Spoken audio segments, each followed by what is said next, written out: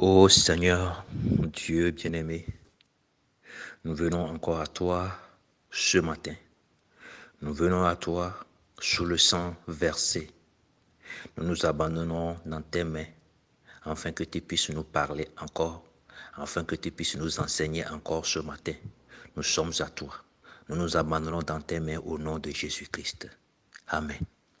Mes frères et sœurs, que le Seigneur Dieu vous bénisse. C'est la voix de Sébastien, votre frère, que vous écoutez.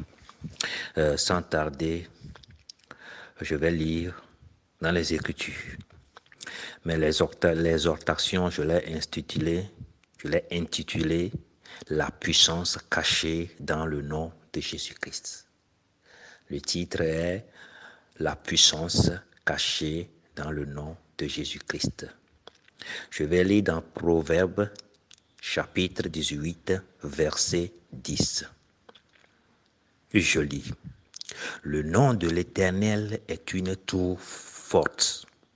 Le juste s'y réfugie et se trouve en sûreté.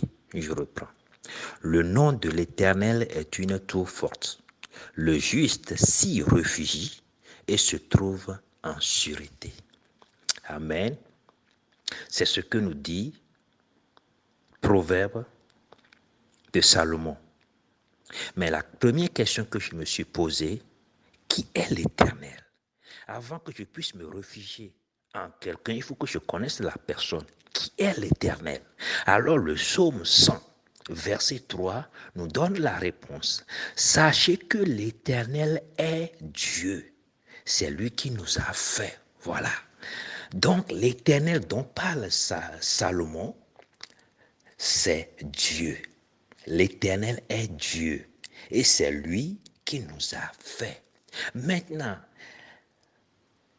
je me pose toujours la question, quel est le nom de Dieu? C'est Dieu qui nous a fait, c'est Dieu qui nous a créés, mais quel est son nom? Afin que je puisse me réfugier. Prenons Colossiens chapitre 2, verset 9. Cela parle de Jésus-Christ. Il est dit, car en lui habite corporellement toute la plénitude de la divinité. Autrement dit, tout ce que Dieu est, créateur. Créateur, protecteur, sauveur, tout ce qu'il est, il a déversé en Jésus-Christ.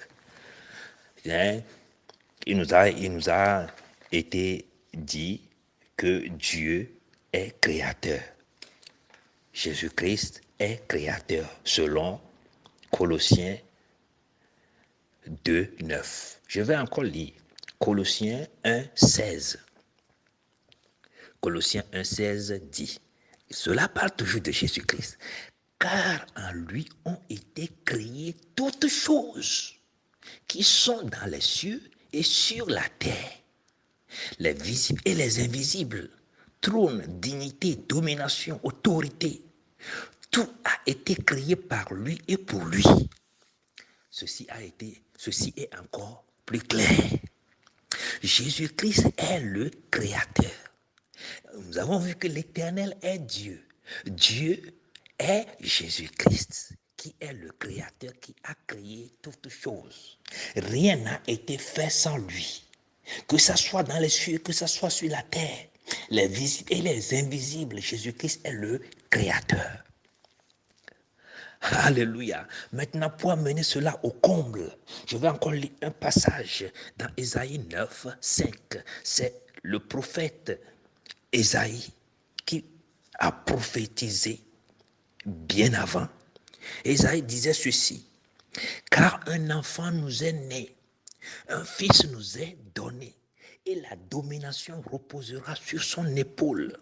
On l'appellera admirable, conseiller, Dieu puissant. Alléluia. Dieu puissant. Il continue, il dit, Père éternel, Prince de la paix. Alléluia. Avant même que Jésus ne soit né dans la chair, Ésaïe l'a vu, Ésaïe a su qui il est. Il était le Père éternel, Dieu puissant. Donc, mes frères, ma sœur, Jésus-Christ est le Créateur. Hors de l'Éternel, il n'y a plus d'autre Dieu. Hors de Dieu, il n'y a plus d'autre Dieu. Le seul Dieu qui existe est Jésus-Christ. Jésus-Christ est l'Éternel, Jésus-Christ est Dieu et Jésus-Christ est homme, est Dieu fait chair. Alléluia. Alors, mes frères, mes sœurs, si nous pouvons reprendre la lecture du Proverbe 18, 10, avec une loupe spirituelle, avec une révélation divine, nous pouvons maintenant lire autrement en disant ceci.